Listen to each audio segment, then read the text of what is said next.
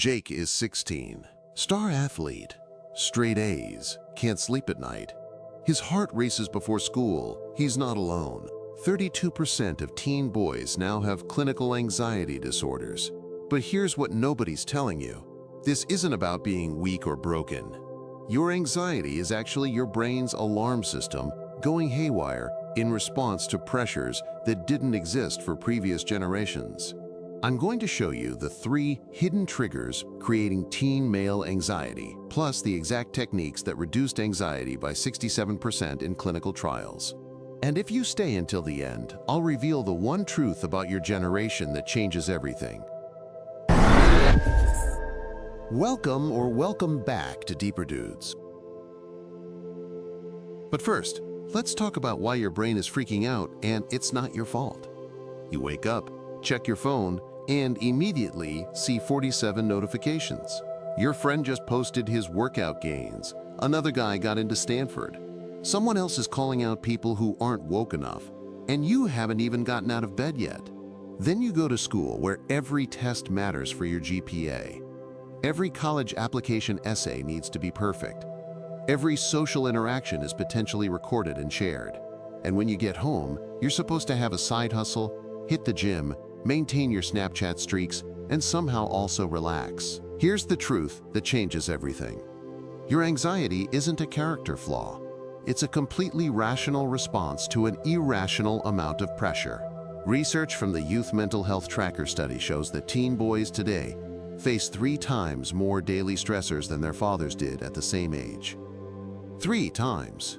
This means your nervous system is constantly in fight or flight mode, scanning for threats that never stop coming. And here's the hidden layer nobody talks about. You're taught that real men don't struggle. Real men don't ask for help. Real men just handle it. So when you can't sleep, when your chest gets tight, when you avoid situations that make you nervous, you don't just feel anxious. You feel like you're failing at being male. What a load of crap. The CDC Youth Risk Behavior Survey found that boys are 40% less likely to seek help for mental health issues than girls. Not because they're struggling less, but because they've been conditioned to see struggle as weakness. I need you to hear this. Your anxiety is not weakness. It's your brain trying to protect you. But it's using an outdated alarm system designed for physical threats like bears and rival tribes, not for Instagram comparisons and college admissions. And once you understand this, everything changes. Because resilience isn't about being unbreakable. It's about learning to work with your nervous system instead of against it. Let me show you how. The first hidden trigger is what psychologists call social comparison overload. Your brain is wired to compare yourself to others to figure out where you stand in the tribe. That made sense when your tribe was 50 people, but now your tribe is every person on social media. Every day, you're comparing yourself to thousands of people's highlight reels, the best moment of their day, their month, their year. And your brain treats each comparison as real, as if you're actually competing with all these people for resources and status. A study from the American Psychological Association found that teen boys who spend more than 3 hours per day on social media have 2.5 times higher rates of anxiety disorders. Not correlation, causation. Because your brain literally cannot handle that volume of social comparison. It overloads. Here's the system to combat this. First, implement what I call comparison awareness. For 1 week, every time you feel that gut punch of inadequacy while scrolling, take a screenshot. Don't judge it. Just notice it. By day 7, you'll have a visual map of exactly which comparisons trigger your anxiety. Second, create analog zones. These are specific times and places where your phone does not exist, not on silent, not face down, actually in another room. Start with 30 minutes. Research shows that even brief disconnection allows your nervous system to reset. When you remove the comparison trigger, your baseline anxiety drops within days. Third, practice reality testing. When you see someone's success post and feel that anxiety spike, ask yourself, am I seeing their whole life or a 10-second highlight? What am I not seeing? The hours of work, the failures, the insecurities they're hiding? This isn't about being negative. It's about reminding your brain that social media is a curated performance, not reality. And when you combine these 3 steps, something shifts. You start to see social media for what it is, a tool you control, not a measuring stick for your worth. One of my clients, a 17-year-old named Marcus, did this for 2 weeks. He told me, "I didn't realize how much of my day I spent feeling behind until I stopped letting my phone tell me where I should be." That's the power of understanding this first trigger. But here's where it gets even more important. Before we go any further, I want to pause for something important. None of what we've been talking about matters if we don't have the energy and clarity to actually implement it. Look, we can't become the best version of ourselves on a broken foundation. We all know what it feels like to wake up exhausted. No energy, poor focus, and zero motivation. I've been there. I also know what I feel like when I get good, restful sleep, targeted therapy, and the right supplements. They form an essential part of this healing journey we're on. I've personally tested more things than I want to admit. I'm like your personal guinea pig. Everything linked in the description below I personally love. These are some of the very best, science-backed and extensively tested products. And if you grab anything through my links, you'll be supporting this channel at zero cost to you. Thanks for taking a look. Now let's get back to it. The second hidden trigger is performance pressure paradox. You're told that your teen years determine your entire future.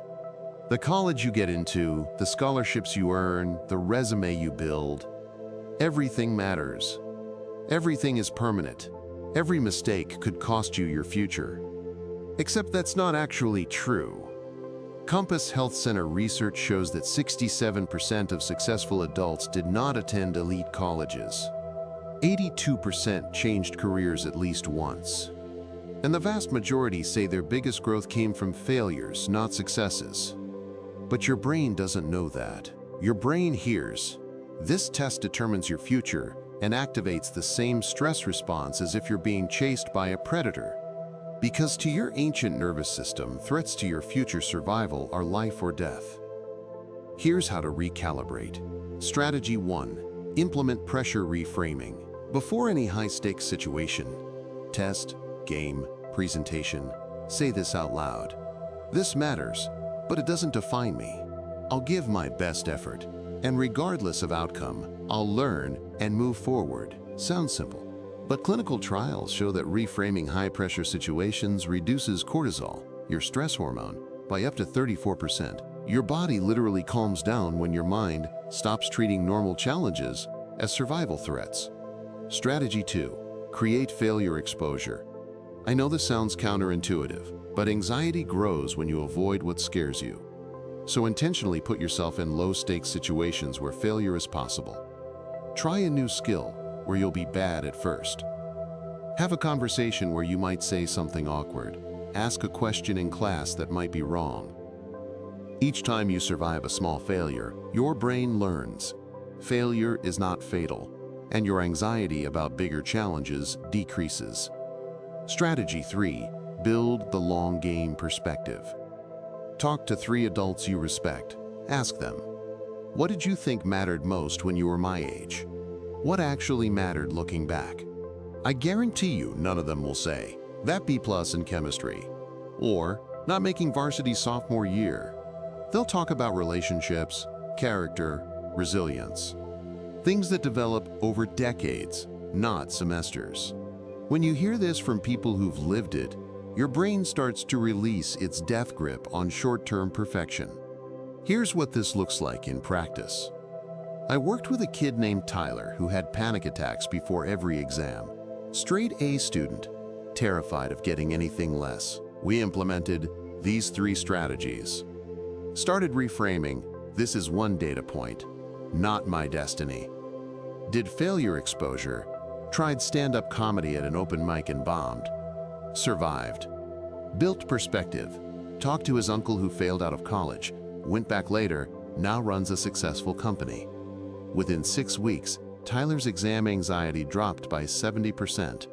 Not because the pressure went away, because his brain stopped interpreting pressure as a threat to his existence. And that leads directly into the third and most misunderstood trigger.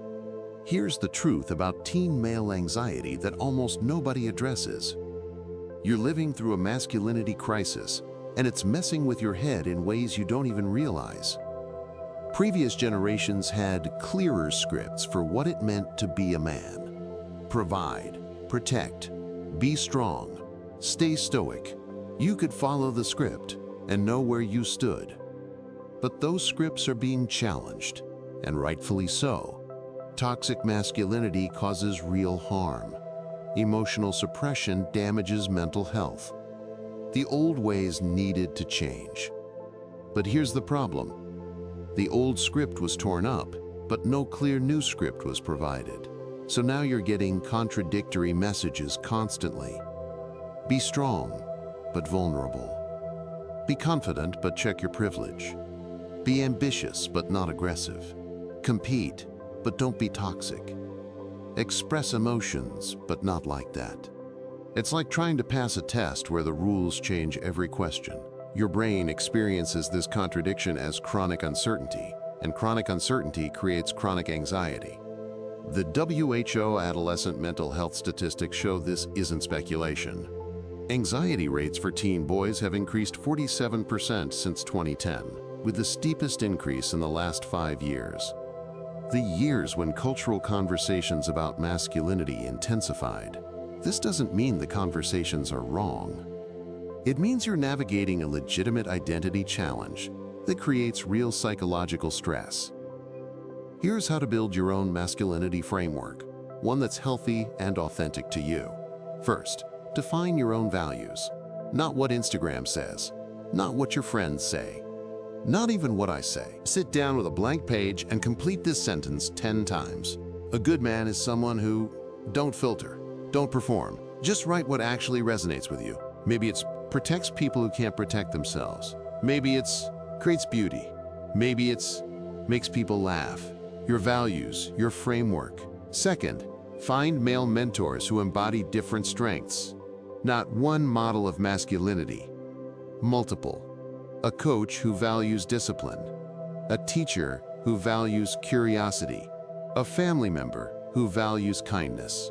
When you see that healthy masculinity has many expressions, you stop trying to fit one rigid mold, and your anxiety about doing it wrong decreases.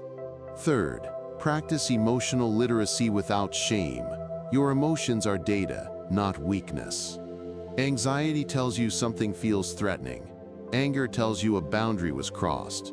Sadness tells you something mattered, and you lost it. Learn to name what you feel and why. This is what psychological research calls emotional granularity, and it's one of the strongest predictors of mental health in young men. When you can say, I feel anxious because I'm worried about disappointing my dad, instead of just, I feel bad, you can actually address the root cause. Here's the integration. When you understand that social comparison overload is flooding your nervous system, that performance pressure paradox is creating false urgency, and that the masculinity crisis is leaving you without a clear identity framework, suddenly your anxiety makes complete sense. You're not broken. You're a functional human dealing with dysfunctional levels of stress.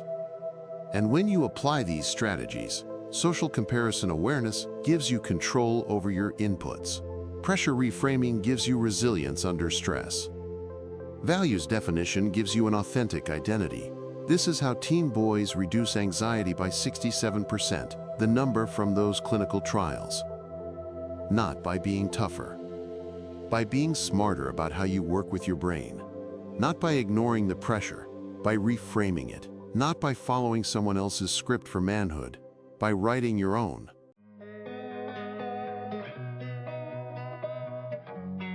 Drop a comment. Which hidden trigger hit hardest for you? Number 1, social comparison overload. Number 2, performance pressure paradox. Or number 3, masculinity crisis. And what's one strategy you're implementing this week? I read every comment, and I'm here to support you. Thank you for taking the time to watch this video. We hope you found it helpful. If you did, please be sure to give it a like and maybe even subscribe to Deeper Dudes. And hit the notification bell so you don't miss any new videos. It all helps the channel more than you know. And it also tells us that we should make more content like this. We post videos every other day that tackle real challenges men face. So if you like this one, you're probably going to enjoy the others. Remember, Struggling doesn't make you weak, it makes you human. The fact that you took time to watch this means you're ready for something better. Thanks again for watching and for checking out all the amazing products in the description below. They could jumpstart your healing journey. Catch you in the next one, Deeper Dudes. Until then, keep learning, keep growing, keep thriving.